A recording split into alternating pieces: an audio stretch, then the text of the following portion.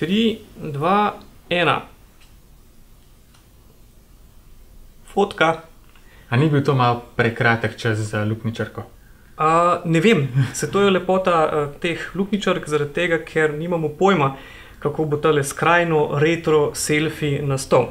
Tole je bil res skrajno retro selfie, ki ga zaenkrat ne zmore še noben algoritem, pa noben Instagram filter, in sicer uporabili smo eno recimo predhodnico današnjih predhodnikov v fotoaparatu, ki je dejansko samo ena lesena škatla z luknjico, ki smo jo na roko Noter je pa seveda film. Približno 1 sekundo in noter je navaden film.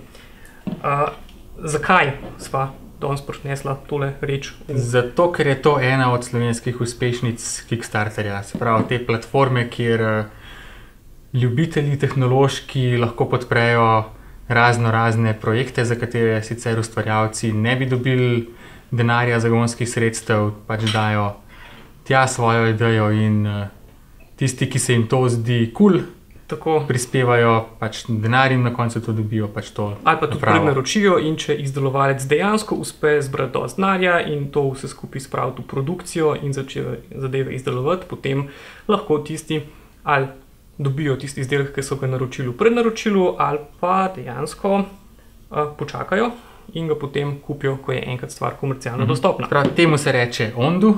Tako. To je ta slovenska luknjičarka. Imamo pa še dva sorodna izdelka, ki sta prav tako Kickstarterjeva.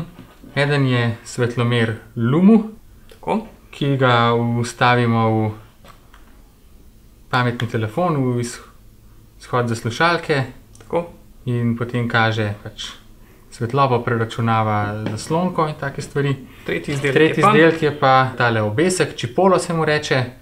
To je pa naprava z oddajnikom, sprejemnikom Bluetooth z nizko porabo, ki nam pove, koliko daleč je ta naprava. Pač nekam ga damo na ključe, na nekaj, kar nočemo izgubiti. Zdaj proizvajalci imajo take luštne spote, kjer je tale zadeva navezana na psa, na mačka, na kaj dragocenega ali pa na nekaj, kar preprosto nočemo pozabiti. In recimo, če ga hočemo najti, tukaj na aplikaciji damo iskanje in lahko pritisnemo na hupo in stvar zapiska. Ne zelo glasno, ampak zapiska pa. Tako.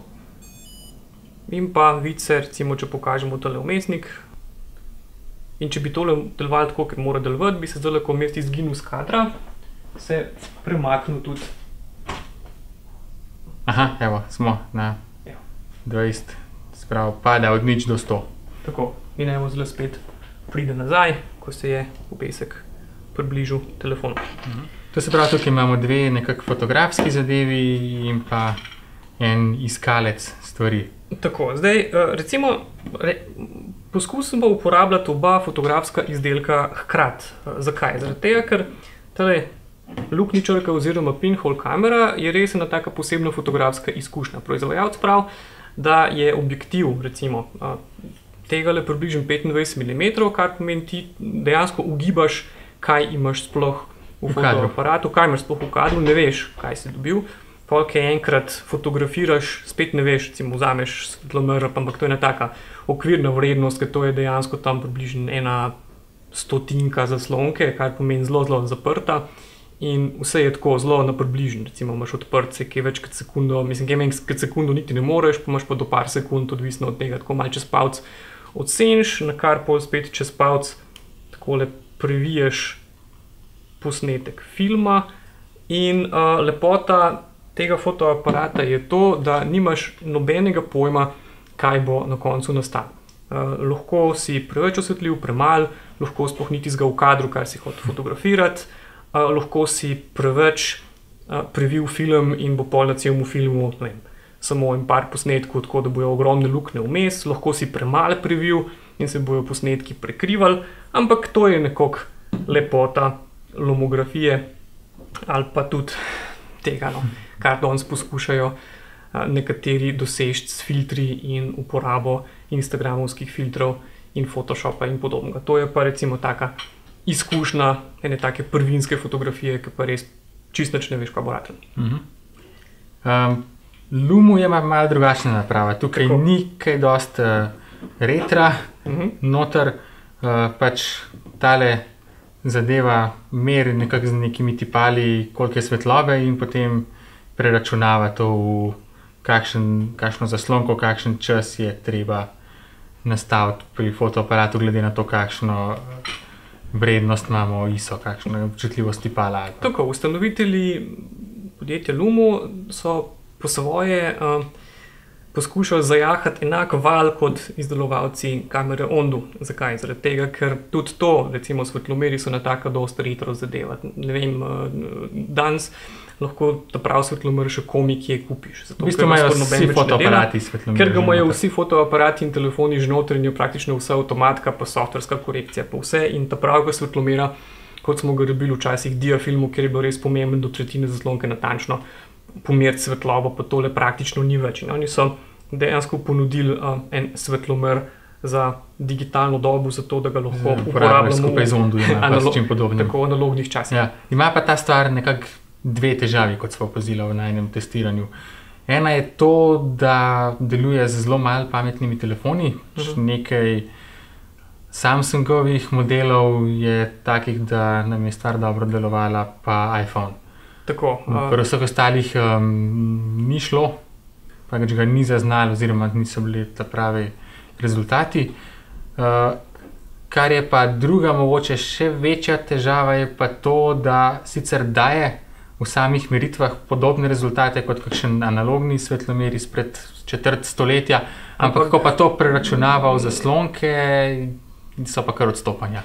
Tako, to nam ni bilo čisto jasno, zaradi tega, ker jaz sem še iz fotografskih analognih časov in takrat smo imeli kar en tak občutek čez palec, koliko svetlobe je, ko jo vidiš. In ko sem to prvič poskusil Lumu, se mi je zdelo, da dosti nenavadno meri svetlobo. No. In pa sem poskusil njegove meritve, to prvo s navadnim digitalnim fotoaparatom, pa sem pa vzel še svoj ta star profesionalen svetlomer in sem ugotovil, da Luxe pa EV, te svetlobne vrednosti, merita zelo podobno, kar pomeni natančen, ampak pri preračunavanju teh vrednosti v dejansko zaslonko pa čas, ga pa nekaj heca. In to napako smo ugotovili in na Androidu in na iPhonu. Ja, ni bilo razlike v bistvu. Ja, tako da to je nekaj, kar bojo morali verjetno proizvajalci še malo odpraviti, preden bo to dejansko postalo uporabno. Ti obeski Chipolo so pa tudi že postali kar hit, to je ena najbolj uspešnih zgodb slovenskih z Kickstarterja.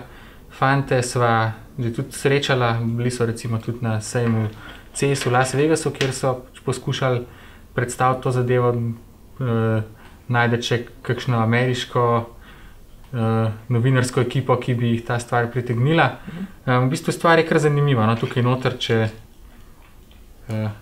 pogledamo tale obesek, da se ga dosti enostavno razstaviti, ker tudi pač treba vsake toliko časa baterijo zamenjati. Mi smo jo že morali, ker je bila prejšnja za nič, čeprav je bila šele par mesecev stara. Tukaj noter je, no zdaj je že sporočil, da ga ni bilo, ker je pač padla baterija ven. Tukaj je, večina tega je baterija in pa pač tale mečken del s prejemnikom, oddajnikom. Tako da tehnološko je tole kar zanimiva reč, no, koliko se da v bistvu danes že v to zelo majhno ohišje spraviti. Zdaj nam malo piska, ker ga ugašamo in prežigamo. Kakšna je pa uporabna vrednost tega, se pa še po par dneh uporabe še zmeraj sprašujem, ker dobro pokaže, koliko je stvar daleč, tako da recimo, če nekje založimo ključe, vsaj tako približno vemo, čeprav tukaj pač kaže moč signala, tako da to preračunavati v metre je, pravijo tudi razvijalci, da praktično nemogoče, ampak mi smo videli, da recimo, če delimo to vrednost z 10, smo tam nekje približno na metrih, tako da približno vemo, kje smo te ključe založili. Če damo tisto, kar smo prej pokazali, da stvar zapiska, pa mora biti kar precejšnja tišina okrog nas, da to zadevo res slišimo, oziroma ne sme biti preveč nekje založeno, ne vem, v kakšnem kupu nečesa, ker je potem vse skupaj pretiho in res ne slišimo. To tudi pravijo fantje, da bodo poskušali popraviti, niso hoteli dati preglasenega zvočnika noter, ker bi bila potem zadeva prevelika, pa preveč baterije bi porabila, ampak pravijo, da bodo poskušali dati za druge zvoke in da ta nadgradnja aplikacije prihaja. Tako da to je to. Te obeske zdaj prodaja tudi Simobil. Mislim, da stane okrog 25 evrov eden. Lahko jih imate na enem telefonu priključenih 9, se mi zdi. In to je tudi eden od glavnih problemov. Večkrat smo se pogovarjali, kakšna je sploh realna uporabna vrednost teh uspešnic na Kickstarterju. In zdaj ena taka žlehtna internetna je bila, da so malo podobni izdelkom v TV prodaji. In sicer, da ideja je dobra, zgleda kot da reši en tak zanimiv problem, ki ga večina ljudi ima za razmeroma nizko ceno, ampak praktična uporaba je pa tista, ki zelo šepa. Zdaj, meni je bila najbolj všeč tako, od izvedbe pa vsega všeč mi je bila Ondu, zaradi tega, ker dejansko dela tisto, kar ne bi počela. Pač, če vas zanima taka prvinska fotografska izkušnja, je zelo v redu izdelek. Je sicer precej dražji, stane tale okoli 90 do 100 evrov, je precej dražji od številnih podobnih kitajskih in drugih luknjičark. No, ampak izgleda pa malo bolj cool. Ampak tisto je pač res pocen, pa plastično, pa vse medtem, ker tole je pa dejansko in oblikovno in tako izvedbeno v redu izdelek. Tale bi mi bil tudi precej bolj simpatičen pod dvema pogojema in to je, če ne bi bila izredno ozka ciljna skupina, ki bi kaj takega uporabljala in pa če bi dejansko delal to, kar dela. Zato, ker ena od stvari, ki je tudi malo problematična, je, da svetlomeri ponovadi, mislim, malo je od položaja, recimo, ko boš tukaj meru, ki včasih hočeš imeti direktno odboj od motiva in je pol malo nerodno postavljeno, recimo tukaj se pol da lažje narediti, ampak glavna omejitev je pa res to, da ima danes praktično vse svetlomer, da je pa verjetno, če bi pa hotel s tem diafotografijo prakticirati, je pa malo premalo natančen, pa še to bojo res morali urediti, da ne bo zaslonka počas čist križem z vsemi ostalimi svetlomeri. Kar se pa tiče teh obeskov Chipolo, je pa tako, da to dejansko potrebujemo samo redko. Pač ne založimo vsak dan ključev ali pa nečesa, da bi to morali iskati. Druga stvar je to, da je malo pretih in tretja, da niti ni tako zelo pocen za nekaj, kar bi kar tako kupili. Tako, sploh, ker ima pa tudi ta izdelek ogromno posnemovalcev že praktično povsod po internetu. Tako da, fantje, vsa čas, da ste se spravili to delo, da ste uspeli nabrati toliko denarja, da imate dobre ideje. Da ste jih pripeljali do končnega izdelka, kar je še več vreden zaradi tega, ker samo idejo pa denar zbrati pravijo, da je najlažji del Kickstarterja. Ampak res pa je, da Kickstarter očitno ne bo mogel narediti tistega, kar mu nekateri napovedujejo, in to je, tam se da lahko podpreti kakšne take manjše zadeve, zanimive za določene ciljne skupine, modo, male gadgete in podobno, ampak nikakor pa Kickstarter ne more biti nadomestilo za resne razvojne politike in pa seveda za to, kar je menda eden od glavnih ovir za podjetništvo v Sloveniji, in to je, da praktično zagonskega kapitala, ki bi bil pripravljen podpreti tvegane, zanimive in globalno zanimive projekte, pač ni. Ampak govorimo pač o projektih, ki bi dejansko reševali resne probleme. Težave.